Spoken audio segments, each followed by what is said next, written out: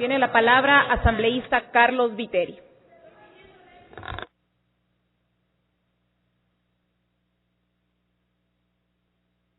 Muchas gracias, compañera presidenta, colegas asambleístas. Antes que nada quiero felicitar y agradecer por esa decisión que el Pleno acaba de adoptar al inicio de esta sesión a fin de decidir sobre esa necesaria consulta prelegislativa, como lo establece la Constitución, a las comunas, comunidades, pueblos y nacionalidades, pueblo afroecuatoriano, pueblo montubio. Consultas prelegislativas que, dicho sea de paso, son procesos que esta Asamblea Nacional ha venido ejerciendo en leyes sumamente importantes, como la Ley de Aguas, como la Ley de Tierras, en las que hemos evidenciado todos, absolutamente todos, excepto aquellos pequeños grupos de un sector de dirigencia que está totalmente divorciado de las bases, hemos evidenciado todos la gran, amplia y democrática participación de las comunidades de base territorial. En ese marco, esta decisión adoptada por la Asamblea es sumamente importante, que sin duda va a nutrir este tema tan importante, esta ley tan importante, tan necesaria, puesto que hemos avanzado en normas como, por ejemplo, aquellas que ya mencioné, ley de tierras, ley de agua. Estamos trabajando en la ley del en el Código de Ingenios, en el Código Orgánico del Ambiente. Son temas absolutamente relacionados al tema que estamos hablando ahora. De tal manera que estamos uniendo y consolidando las piezas claves, las piezas fundamentales para dar el salto cualitativo en aquello que nuestra presidenta Gabriela hace unos momentos mencionó, la necesidad de profundizar igualmente esa necesaria y urgente revolución agraria. De tal manera que el tema de las semillas, podríamos decir que así como la comunicación es aquello que puede sustentar el poder, así como podemos decir que el conocimiento es un aspecto clave también donde radica el poder, también podemos decir que las semillas también son una fuente de poder. Porque en caso contrario, o no es casual que existan una Monsanto, una DuPont, Pioneer, entre otros, que buscan y han buscado controlar las semillas en el mundo entero. Afortunadamente, compañeros y compañeras, en un país tan diverso, con una maravillosa ancestralidad, sin duda nuestros pueblos poseen conocimientos y semillas que al momento se ha logrado escaparse de la voracidad de estas multinacionales.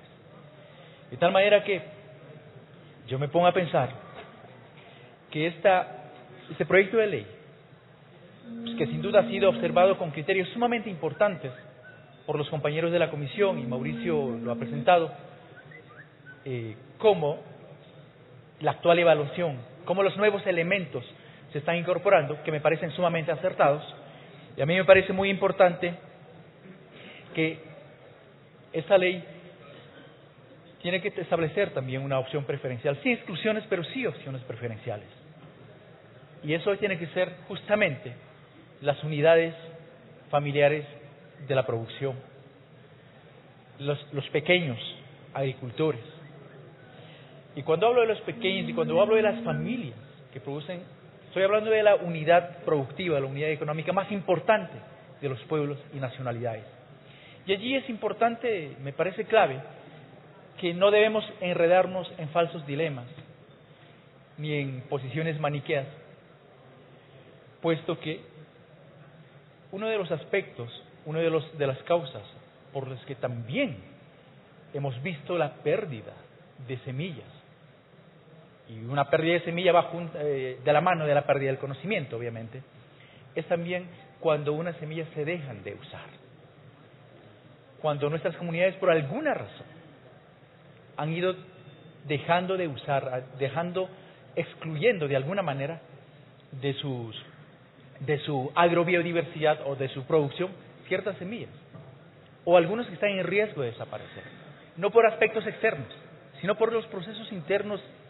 Y cuando hablo de procesos externos no me refiero a las semillas transgénicas o semillas que se importan de otros países, ¿no?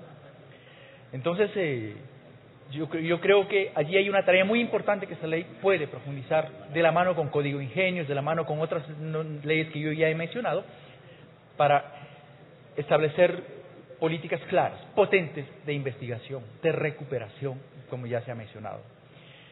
De tal manera que hay una maravillosa biodiversidad, agrobiodiversidad.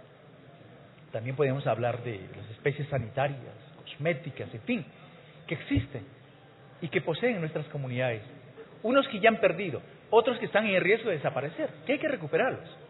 Y por otro lado también existen fuentes alimentarias, semillas que no necesariamente se cultivan, sino que se extraen y que bajo procedimientos, con base al conocimiento ancestral, bajo procedimientos también exógenos, posiblemente se podría cultivar. Y como de hecho se está haciendo con algunos temas de nueces que están en el bosque tropical y que estuvieron allí siempre y que únicamente en un pasado fueron recolectados, pero que ahora empiezan a ser cultivados. De tal manera que creo que los actores privilegiados, fundamentales de esta ley, deben ser efectivamente nuestras familias de los pueblos y nacionalidades ancestrales, los pequeños productores. Y allí un tema que también hay que poner en la discusión es la regulación acerca del desplazamiento de semillas dentro del territorio nacional. Para nadie es desconocido, por ejemplo, quienes estamos en la Amazonía hemos visto cómo, por ejemplo, una de las plantas que se cultivan, que en unas partes se llaman patas, en otras partes lo llamamos quila, que es un cacao de árbol, un cacao muy grande, se vio afectado por una plaga del cacao de la costa, que en algún momento lo llevaron una planta de cacao y eso afectó a este cacao de árbol que ancestralmente sirve de alimento. Y así ha ocurrido con otras especies. Eso es un tema que y puede seguir ocurriendo. Es un tema que necesitamos normar. Y por otro lado, el tema yo creo que de los transgénicos también debemos poner en un debate mucho más amplio. Sabemos que hay diversas posiciones en un tema más amplio, en el sentido de que hoy mismo en el mercado estamos consumiendo elementos o alimentos que están presentes, en donde están presentes transgénicos. Es decir, que no es que estamos libres de transgénicos en nuestro territorio, ¿no?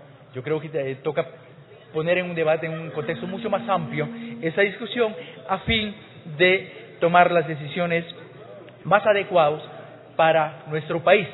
Y por otro lado, el componente ambiental, como ya se mencionó, un componente ambiental sumamente importante a la hora de pensar en semillas.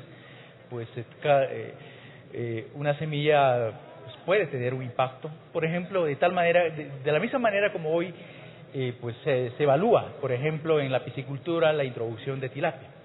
Se habla de una serie de posibles impactos, pero sin embargo es una de las especies más comercializadas y masivamente consumidas.